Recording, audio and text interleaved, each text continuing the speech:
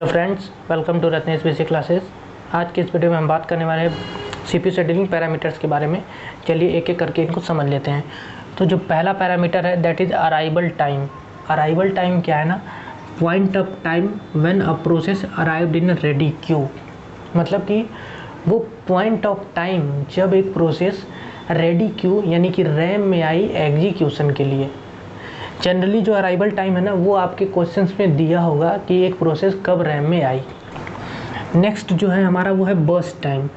Burst time, time required by a process to get execute on CPU. मतलब कि एक process कितना time लेगी सीपीयू पर एग्जीक्यूट होने के लिए, उसे हम बर्स्ट टाइम कहते हैं उस प्रोसेस का। हम सीपीयू शेड्यूलिंग में बात करें तो एक प्रोसेस को सीपीयू पर एग्जीक्यूट होने के लिए कितना टाइम लगेगा, उस टाइम को ही हम प्रोसेस का बर्स्ट टाइम कहते हैं। जनरली ये सारे टाइम्स ही हैं और हम इन्हें सेकेंड, नैनो सेकेंड में ही रिप्रेजेंट करते हैं। नेक्स्ट जो है हमारा वो है कंप्लीशन टाइम। तो कंप्लीशन टाइम क्या होता है, the time eight which process complete it's execution. मतलब ये कंप्लीशन टाइम भी क्या है, वो पॉइंट ऑफ टाइम है जब एक प्रोसेस अपना एग्जीक्यूशन कंप्लीट करती है। जैसे मान लीजिए एक प्रोसेस 10 सेकेंड पे अपने प्रोसेस को कंप्लीट करती है, एग्जीक्यूशन को कंप्लीट करती है, तो 10 सेकेंड क्या हो जाएगा, उस प्रोसेस के लिए कंप्लीशन टाइम हो जाएगा। नेक्स्ट जो है हमारा वो है टर्न अराउंड टाइम। देखिए अराइवल टाइम और बर्स्ट टाइम हमारे क्वेश्चंस में गिवन रहेंगे। अराइवल टाइम और बर्स्ट टाइम की मदद से सीपीयू शेड्यूलिंग एल्गोरिथम को यूज़ करके हमें completion time, turn around time, waiting time और रिस्पॉन्स टाइम को कैलकुलेट करना है। तो जो टर्न अराउंड टाइम है ना, that is waiting time plus burst time. जैसे कि आप मान लीजिए आप टिकट काउंटर पे गए हैं, तो टिकट के लिए अपने डिटेल्स फॉर्म फिल करेंगे, रिजर्वेशन फॉर्म को, फिर वहाँ जाके लाइन में लगेंगे। तो ये क्या हो गया, आप वेट करेंगे अपनी बारी आने के लिए।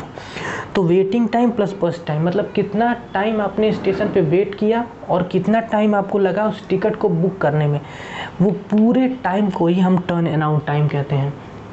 इन केस अगर हम बात करें कंप्यूटर्स में, ये तो मैंने आपको एक एग्जांपल बताया।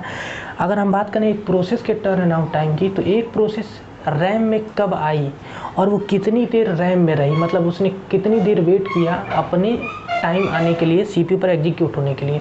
तो जितना देर वो वेट करेगी रैम में और प्लस जितना उसका बर्स्ट टाइम होगा, तो इन दोनों के कॉम्बाइंड टाइम को ही हम क्या कहते हैं, टर्न अराउंड टाइम। मतलब कि वो कितना देर रैम में वेट की और प्लस उसका बर्स्ट टाइम क्या होगा जो कि सीपीयू पर एग्जीक्यूट होने के लिए उसको रिक्वायर है। तो waiting time plus burst time को ही हम क्या कहते हैं, टर्न अराउंड टाइम। इसका एक और भी फार्मूला होता है, that is completion time minus arrival time. मतलब एक प्रोसेस का कंप्लीशन कब कंप्लीट हुआ और वो प्रोसेस कब आई थी, उसको हम माइनस कर देंगे तो हमें टर्न अराउंड टाइम मिल जाएगा। नेक्स्ट है हमारा वेटिंग टाइम। वेटिंग टाइम का मतलब क्या है कि एक प्रोसेस रैम में आई एग्जीक्यूशन के लिए और अभी तक वो वेट कर रही है, उसका एग्जीक्यूशन का टाइम आया नहीं है, तो उसी टाइम को हम क्या कहेंगे, waiting time. So waiting time का फार्मूला क्या होता है, टर्न अराउंड टाइम। फार्मूला क्या होता है, that is turn around time minus burst time. Next जो है हमारा that is response time. Response time का मतलब क्या है कि when a process CPU get first, मतलब कि सीपीयू को वो प्रोसेस कब मिली एग्जीक्यूशन के लिए, माइनस अराइवल टाइम, मतलब उस प्रोसेस का अराइवल टाइम क्या था। तो उस हिसाब से हम पता लगा लेंगे कि एक प्रोसेस का रिस्पॉन्स टाइम कितना है। तो रिस्पॉन्स टाइम का फार्मूला क्या हो गया, when a process get CPU first, मतलब सीपीयू को वो प्रोसेस कब मिली एग्जीक्यूशन के लिए, minus arrival time. So that is all about the parameters of CPU scheduling. Next video में हम डिस्कस करने वाले हैं सीपीयू शेड्यूलिंग पर एल्गोरिथम। तब तक के लिए आप इन जो फार्मूले हैं इनको याद कर लीजिए। Thanks for watching.